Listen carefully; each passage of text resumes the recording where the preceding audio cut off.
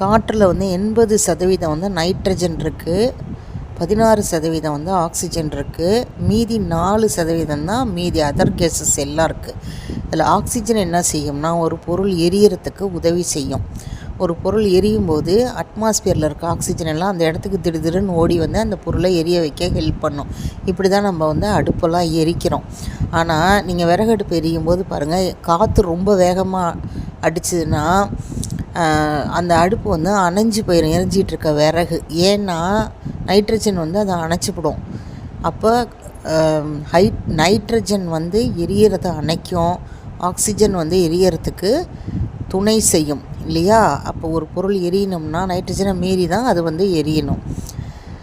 இப்படி தான் வந்து நெருப்பு அணைஞ்சு போகுது. சின்ன நெருப்பாக இருந்தால் டக்குன்னு அணைஞ்சிரும், பெரிய நெருப்பாக இருந்தால் அணைக்க முடியாமல் நம்ம தண்ணி ஊற்றி அணைப்போம். நான் ஃபயர் இன்ஜினுக்கு ஃபோன் பண்ணுவோம்.